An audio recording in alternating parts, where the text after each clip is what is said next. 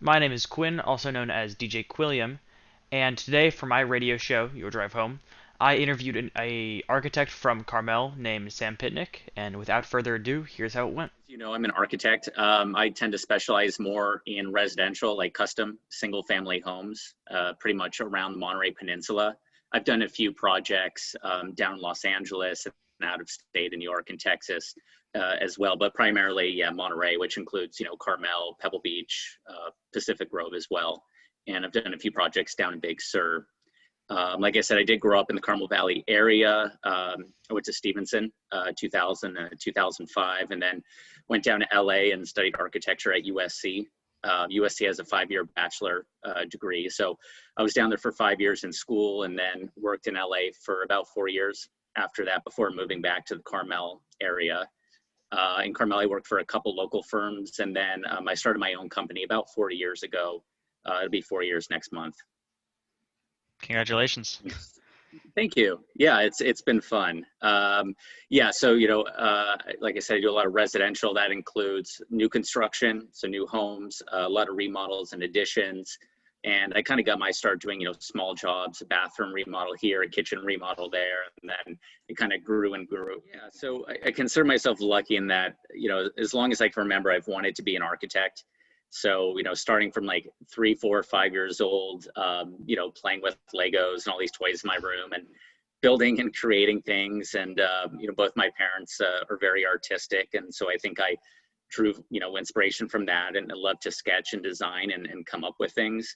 I think that kind of combined with growing up in the Carmel area where there are these beautiful homes that you see kind of walking around, riding your bike around.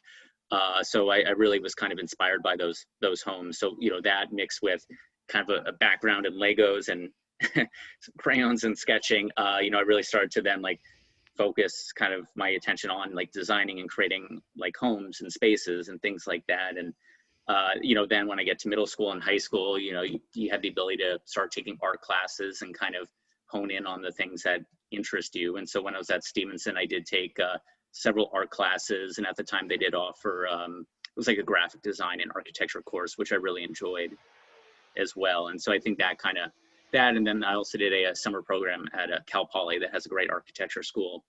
I think those things solidified my desire to be an architect. And so when it came time to apply for colleges, I knew that I wanted to study architecture. hmm I think it's really interesting how Stevenson offers architecture as an art course. I didn't really understand that at first, but I mean, I didn't spend a ton of time in the Carmel area prior to going to Stevenson, but Hmm. just looking at the houses in the area and the general architecture, as well as in like San Francisco, San Jose, Los Angeles, it really makes more sense how that could be, or that how that is an art, really. Yeah, it is, and that's one of the great things I think about architecture is it's that balance of left brain, right brain. It is very artistic and creative, but you kind of have to balance that with like a technical knowledge of actually how to put things together and how things get built as well. And that's one of the things I enjoy is being very creative and trying to be innovative and push the envelope a little bit, but then sort of pulling back and asking yourself, okay, well, how do we actually build it?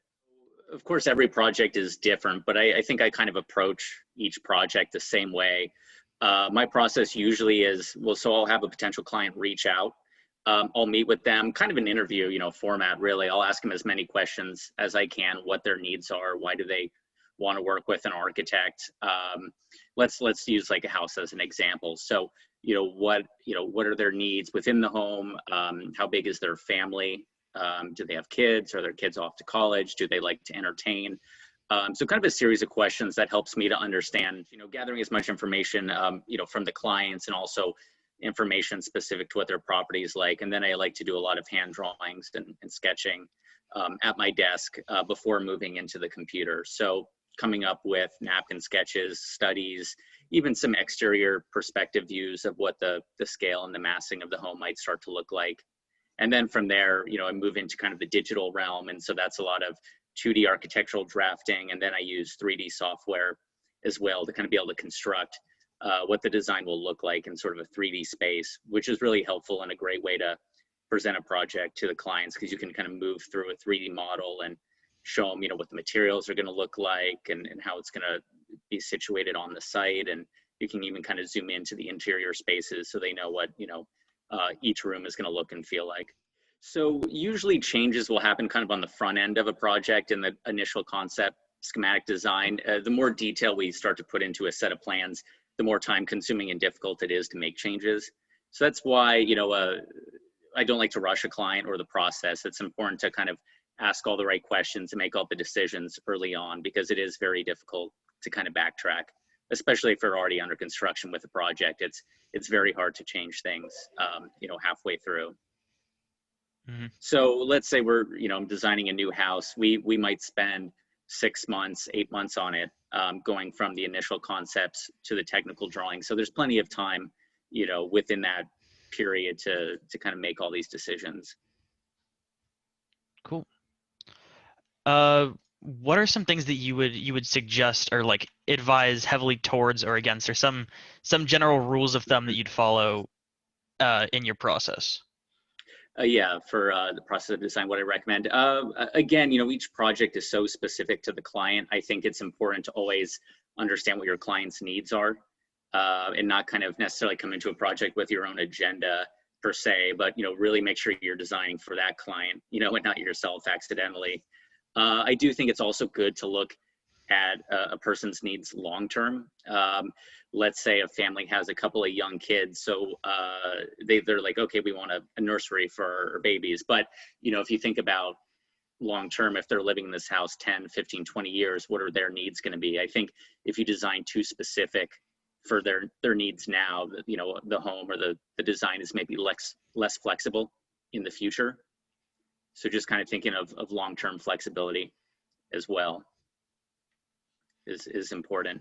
And then I will say too, always important is, understanding, what the building codes are and the zoning codes.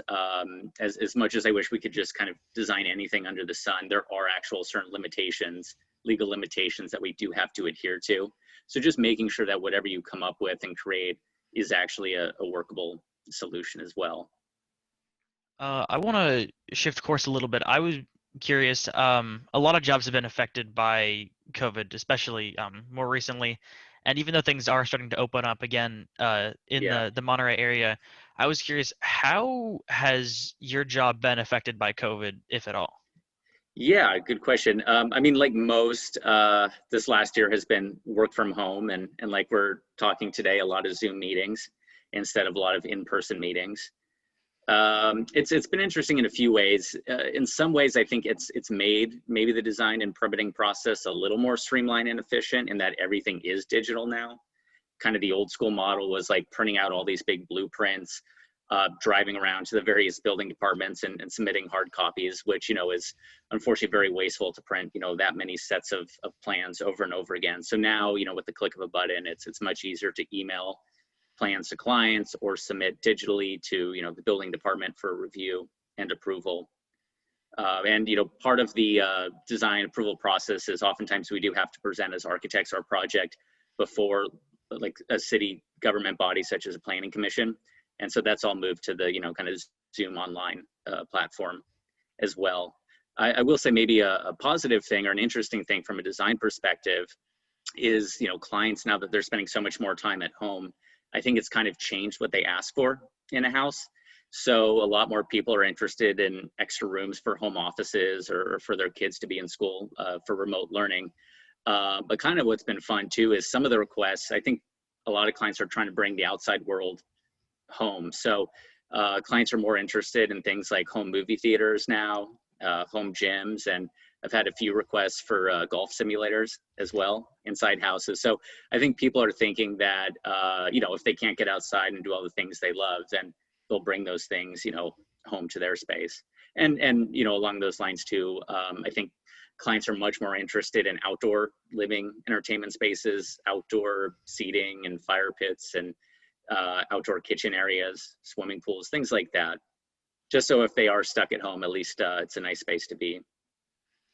Yeah, that's a really interesting point that things have sort of started, or the needs of people have started to change with the general environment. I think you mentioned that the process for submitting designs has been made online. Do you think that organizations are going to stick with that or make that the norm after Mhm.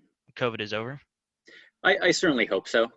I think for years all these cities were in like kind of a beta version of that, and COVID really forced them to adopt it quickly. So I hope that'll always be an option. Certainly, to kind of keep it digital. I mean, it saves on resources and time and money for the clients and for everybody. And I think it's yeah a much more efficient way to work. Yeah, and I definitely think that sort of before I did like a little more research into the general subject before this, and it's definitely interesting how I think on the surface it seems like architecture is just more about the technical aspect, and a lot of people seem to focus less Mhm. on the sort of creative aspect required there because it's still it's I mean it still seems like it's as much problem solving as another as like engineering or something, but on the other hand you also have to think creatively about how good something's going to look, um which Yeah, is absolutely. yeah. Yeah, it's kind of using design as a means to problem solve. I'll say. And that's why it's very helpful, I think, for architects to have an artistic background as well, because it's not all technical. It is like you said, a lot of it's being creative, making sure something's going to look good and perform well.